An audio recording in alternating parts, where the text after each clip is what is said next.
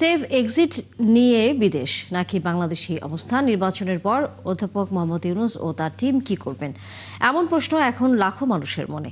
আর তার উত্তর জানতে প্রধান উপদেষ্টার প্রেস সচিবের সাথে কথা বলেছে একাত্তর, জানাচ্ছেন মোহন ইসলাম। এক মাসের চেয়ে একটু বেশি সময় বাকি ত্রয়োদশ জাতীয় সংসদ নির্বাচনের। এরই মধ্যে সবকিছুর প্রস্তুতিও নেওয়া হয়েছে। রাজনৈতিক দলগুলো তাদের নির্বাচনী কার্যক্রম চালাচ্ছে। ভোট হলেই মেয়াদ শেষ অন্তর্বর্তীকালীন সরকারের। অনেকের প্রশ্ন, এরপর কি করবেন প্রধান উপদেষ্টা ডক্টর ইউনূস ও তার দল? বারবার বলেছেন ওনার যে আগের যে কাজগুলো সেগুলো কাজে ফিরে যাবেন। তিনি কি পরবর্তী সরকারে যোগ দেবেন এবং পরবর্তী সরকারের প্রতি তার মনোভাবই বা কেমন থাকবে?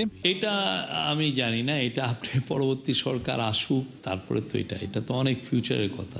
এই সরকারের সময় অনুমোদন পেয়েছে গ্রামীণ বিশ্ববিদ্যালয়, হাসপাতাল সহ কিছু প্রতিষ্ঠান প্রতিষ্ঠিত করি এবং ক্ষমতা হস্তান্তর শেষে এসব প্রতিষ্ঠানকে বাস্তবিকভাবে রূপ দেওয়ার কাজটি এগিয়ে নেবেন প্রফেসর ইউনূস। বাংলাদেশে উনি আরও সোশ্যাল বিজনেস এন্টারপ্রাইজ যদি আরও করা যায়, সোশ্যাল বিজনেস করা যায়, সেটা নিয়েও চেষ্টা করবেন। ওনার একটা ইউনিভার্সিটি করার প্ল্যান আছে, হাসপাতালের প্ল্যান আছে। নিজে ওয়েলথ অ্যাকুমুলেশনে বিশ্বাস করেন না এবং সেটা নিয়ে সারা বিশ্বে উনি বলেন। তো এই কথাগুলো তো গ্লোবাল কনটেক্সটে ইম্পর্টেন্ট কথা।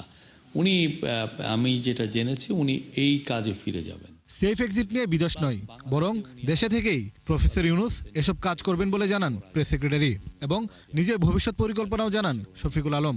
আমার প্ল্যান, আমি জার্নালিজমে ফিরে যাব ইনশাল্লাহ। ওনার তো অনেক কাজ, উনি সত্যিকার অর্থে সারা বিশ্বে উনি 3-0 ভিশনের কথা বলেন, উনি সোশ্যাল বিজনেসের উপরে সারা বিশ্বে উনি কথা বলেন। এর আগে আলোচিত 111 সরকারের প্রধান দুই ব্যক্তি বিদেশে চলে যান, আর অন্যান্য তত্ত্বাবধায়ক সরকারের উপদেষ্টারা দেশেই স্বাভাবিক জীবনযাপন করেছেন।